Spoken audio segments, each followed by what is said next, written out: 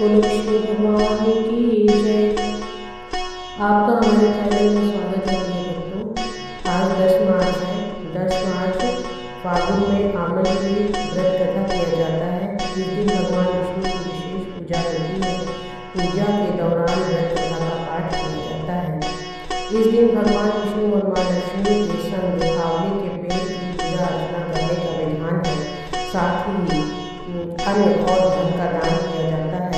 धार्मिक मान्यता है कि सच्चे मन से आमल की एकादशी व्रत करने से सुख समृद्धि में वृद्धि होती है।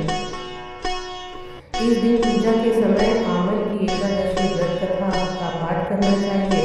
मान्यता है कि कथा का पाठ करने से एकादशी व्रत सफल होता है और साधक के सभी पापों का नाश होता है। इसलिए आमल की एकादशी व्रत कथा का पाठ करना चाहिए। आइए भक्तों, आमल की एकादशी व्रत की कथा सुनते हैं। पौराणिक कथा के अनुसार वैदिक नामक एक नगर में चंद्रवंशी राजा राज्य करते थे। नगर में लोग श्री हरि के भक्त और सभी विधि पूर्वक एकादशी का व्रत किया करते थे। एक बार सभी नगरवासी फाल्गुन माह शुक्ल पक्ष के आमल की एकादशी का व्रत कर विष्णु जी की पूजा कर रहे थे। उसी समय वहाँ एक महापापी शिकारी का आगमन हुआ। शिकारी वहाँ रुककर भगवान विष्णु की कथा सुनने लगा।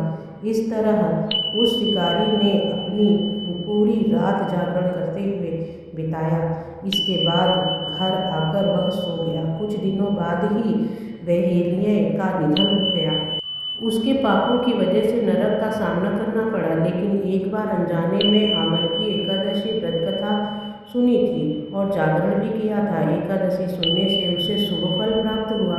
उसने राजा विदुरथ के घर जन्म लिया और उसका नाम वसुरथ रखा गया। एक दिन वसुरथ जंगल में भटक गया और एक पेड़ के नीचे सो गया। उस पर कुछ डाकुओं ने हमला कर दिया, लेकिन उनके अस्त्र शस्त्र का राजा पर कोई असर नहीं हुआ और राजा सोते रहे। एक बार जब नगर के राजा की नींद खुली तो उसने देखा कि कुछ लोग जमीन पर मृत पड़े हुए हैं। ऐसा देखकर राजा समझ गए कि वह उसे मारने आए थे। इसी दौरान आकाशवाणी हुई कि जगत के पालनहार भगवान विष्णु ने तेरी जान बचाई है। पिछले जन्म में तूने आमल की एकादशी व्रत कथा सुनी थी और कथा का पाठ किया था। उसी व्रत का यह फल आपको मिला है। हे विष्णु भगवान, इसी प्रकार आप हम पर भी अपनी कृपा दृष्टि बनाए रखना, अपना आशीष देना और हमेशा सुख समृद्धि का आशीर्वाद देना।